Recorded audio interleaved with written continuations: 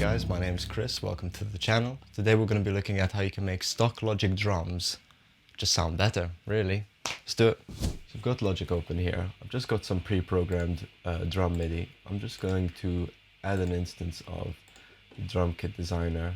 This is how most people will approach it. And when you first open it up, it's pretty basic. You've got a couple of variations on some kicks and snares, but that's really it. What most people tend to miss out on is that if you actually open it up as a multi-output instrument, and it doesn't seem to work straight off the bat like it opens up standard, but if you click on one of the presets on the side, I'm going to go for this 70s plexi, you now get a bunch of variations on what you can use for drum sounds. And what's good about this is it really allows you to customize the type of sound you want to get out of this.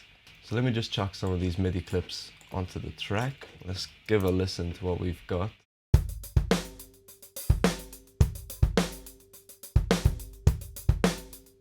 Sounds alright, I mean, I'm not complaining, sounds good. But let's change it up, see what variations we can get.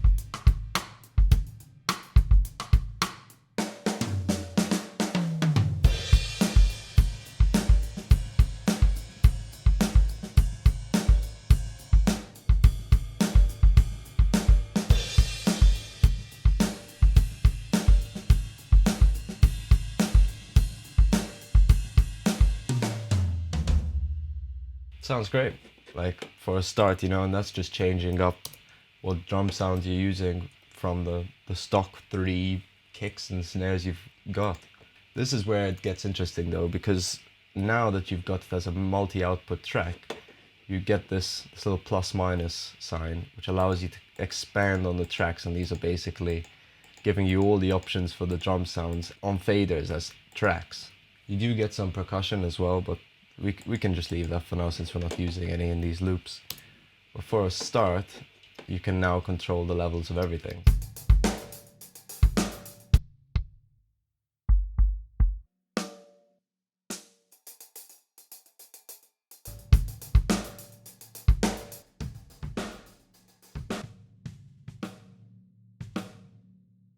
It's actually pretty cool that you have a leak channel because there's no cymbals in it, so you can just completely transform that sound with distortion and just really give your drum sound a unique touch, you know. Normally how I would approach this, as opposed to just working all on single tracks, I would bus like the kick and the snare together, maybe even the toms, just so at least I've got some groupings and I can work with less tracks as opposed to all of them. So I might just do that now. Okay, so I've bussed out some of the main tracks into these kick, snare and tom buses. You've also got the main track with your MIDI on it. Like the first track is actually your overheads, I believe. Yeah, it sounds like overheads. So just keep that in mind when you're arranging your drums. So now we can go ahead and start setting the levels for the drum sounds and actually getting a mix for this kit. I'm going to start with everything at 0 and bring it up individually.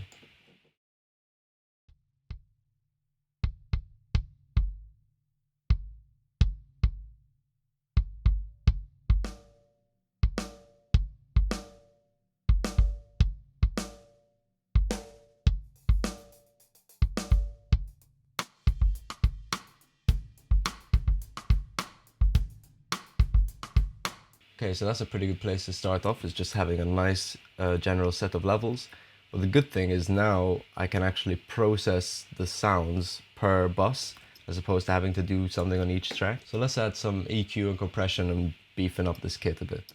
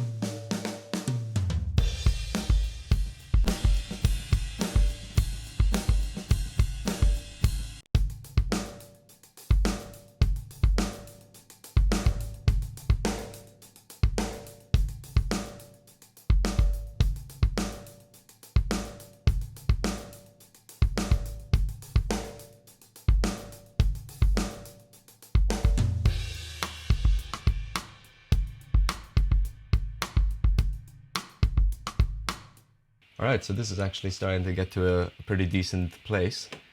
I'm going to try to do something a bit creative and see what I can do with this leak sound, which is just the shells of the kit.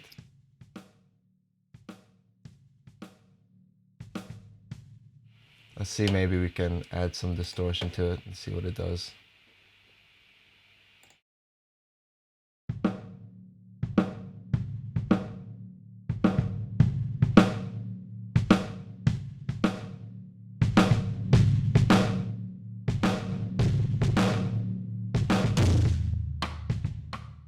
Those toms sound massive. That's crazy.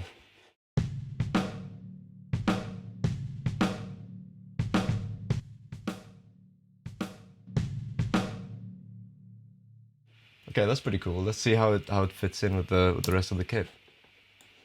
Just blend it in from nothing.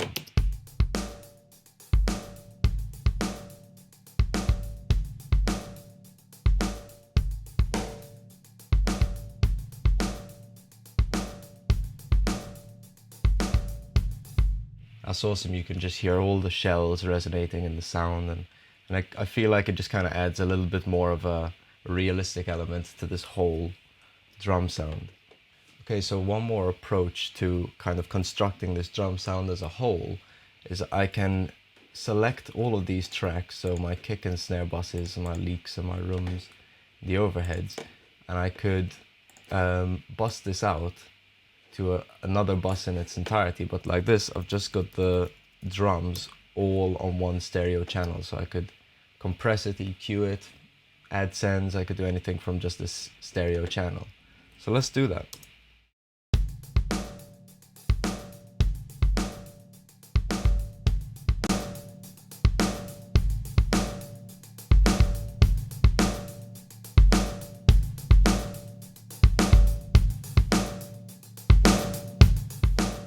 So the cool thing about this compressor in particular is it's actually got a mix knob, so I can affect how much of the wet or dry signal I want in this sound. So I can actually exaggerate the sound I want to get and then just dial it back, make it more suitable.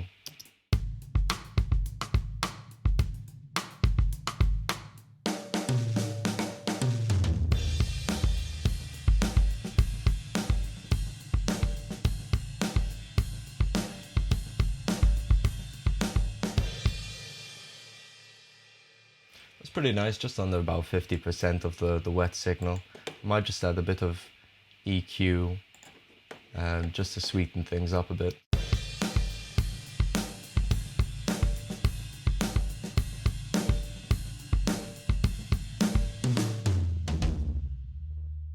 Okay, so for the last step, I'm just going to add a bit of reverb to sweeten up the drum sound and kind of give it its own space.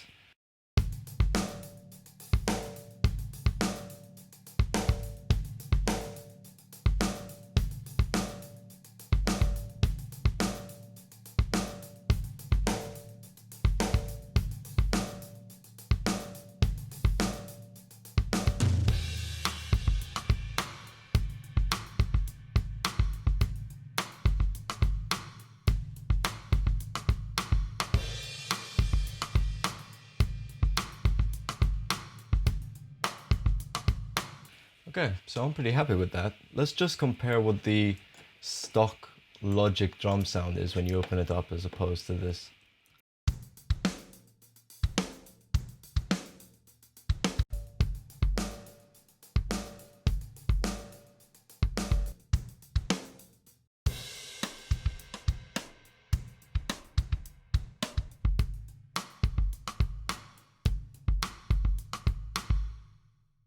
Alright, so that's it. Thank you guys for watching. I hope you learned something in this video.